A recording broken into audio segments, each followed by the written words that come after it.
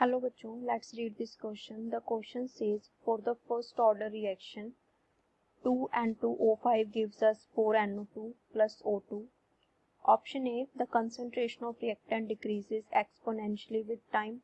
Option B, the half-life of reaction decreases with increasing temperature. Option C, half-life of reaction depends on initial concentration of reactant. Option D, the reaction proceeds of 99.6% completion in 8 half-life duration. The key concept for this question is that we have to discuss some facts about the first order reaction. तो हमने first order reaction के बारे में कुछ statements की given है, हमने find करना है कि कौन सी स्टेटमेंट सही है। तो हमारे पास फर्स्ट ऑर्डर रिएक्शन की अगर हम बात करें तो फर्स्ट ऑर्डर रिएक्शन के लिए जो हाफ लाइफ होता है वो कैसे लिखा जाता है 0.693 अपॉन के। एंड अगर हम अर्हीनियस इक्वेशन की बात करें तो वो होती है A is equal to A not e raise to the power minus KT। अब फर्स्ट स्टेटमेंट पे आते हैं। फर्स्ट स्टेटमेंट है रिएक्टेंट की कंसंट्रेशन टाइम के साथ डिक्रीज होती है, वो भी एक्सपोनेंशियल। तो अगर हम इस इक्वेशन को ध्यान से देखें तो हमें क्या पता चल रहा है कि जो रिएक्टेंट की कंसंट्रेशन है वो with respect to time decrease हो रही है, किसके साथ, एक्सपोनेंशियली विद द टाइम। तो ये स्टेटमेंट बिल्कुल करेक्ट है कि जो हमारे पास रिएक्टेंट की कंसंट्रेशन है, concentration of reactant decreases exponentially with the time। तो टाइम के साथ जो रिएक्टेंट की कंसंट्रेशन है वो एक्सपोनेंशियली डिक्रीज होती है। तो ये स्टेटमेंट बिल्कुल ट्रू है हमारे पास।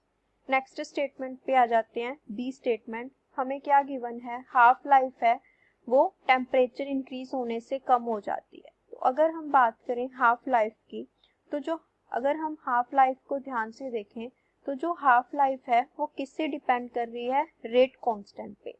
रेट कांस्टेंट के जो हमारी हाफ लाइफ है वो इनवर्सली प्रोपोर्शनल है। अगर हम बात करें रेट कांस्टेंट की तो जो रेट कांस्टेंट होता है हमारा वो क्या होता है, rate constant increases with increase in temperature। Temperature increase होने से रेट कांस्टेंट इंक्रीज हो जाता है। क्यों? क्योंकि रेट ऑफ रिएक्शन हमारा ऑलमोस्ट डबल हो जाता है for almost 10 degree rising temperature. So rate constant है वो टेम्परेचर इंक्रीज होने से इंक्रीज हो रहा है। अगर हमारा रेट कांस्टेंट इंक्रीज हो रहा है तो हाफ लाइफ क्या होगा, हमारा डिक्रीज होगा। देयरफॉर ऑन increasing temperature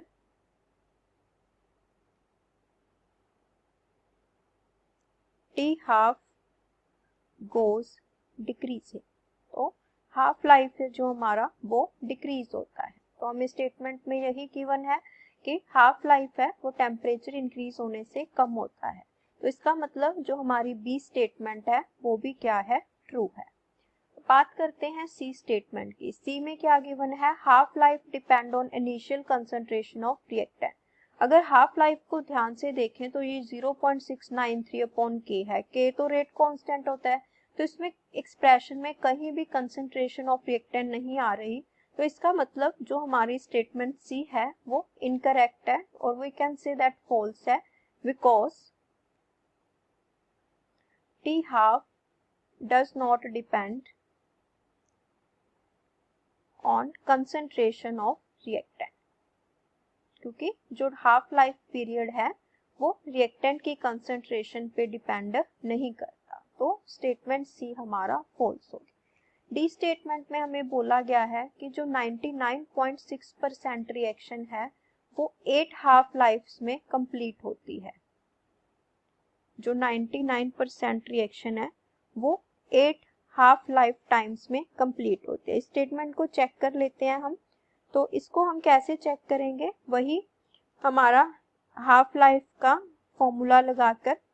तो हमारे पास यहाँ पे अगर हम फर्स्ट ऑर्डर के लिए बात करें तो फर्स्ट ऑर्डर के लिए के क्या होता है, 2.303 upon T log of a upon a minus x. Initial concentration divided by जो हमारे पास आफ्टर टाइम t रह गई तो उसको हम a माइनस एक्स बोलते हैं। तो अगर हम बात करें हाफ लाइफ पीरियड, सबसे पहले अगर हम हाफ लाइफ पीरियड की बात करें तो हाफ लाइफ पीरियड के लिए t किसके इक्वल होता है 0.693 अपॉन के। ये हमें सॉल्व करने की जरूरत नहीं है, इसका फॉर्मूला हमने ऑलरेडी पहले लिखा हुआ है। अब बात करते हैं जब रिएक्शन 99.6% हमारी कंप्लीट हो जाएगी तो उसके लिए हमारे पास अगर देखें तो k किसके इक्वल आएगा 2.303 अपॉन टी हमारा क्या आएगा 99.6% जब हमारी रिएक्शन कंप्लीट होगी log ऑफ इनिशियल कंसंट्रेशन तो A ही होगी हमारी, इनिशियल कंसंट्रेशन A होगी हमारी और A minus x 99.6% reaction complete हो चुकी है तो बची कितनी है हमारी 0.04A। तो सिर्फ 0.04% बचा है, जहाँ पे परसेंटेज था इसीलिए क्या आएगा 0.004 आएगा। परसेंटेज की बात हो रही है तो 0.004A आएगा हमारे पास। तो इसे अगर हम सॉल्व करते हैं, इसको हम मान लेते हैं यहाँ से A से A कैंसिल हो गया तो हमारे पास यहाँ पे सॉल्व करके क्या आएगा k is equal to 2.303 upon t 99.6% log ये क्या बन गया हमारे पास 1000 अपॉन 4। इसकी वैल्यू अगर हम सॉल्व करेंगे तो सॉल्व करके हमारे पास आएगी 2.4। ये हमारी सेकंड इक्वेशन बन गई। अब हम क्या करेंगे, जो हमारी फर्स्ट इक्वेशन थी उसमें से k की वैल्यू निकालेंगे, क्या है 0.693 upon T half first equation. तो फर्स्ट एंड सेकंड इक्वेशन में रेट कांस्टेंट सेम होगा तो अगर लेफ्ट हैंड साइड सेम है तो राइट हैंड भी सेम होगी। तो फ्रॉम 1 एंड 2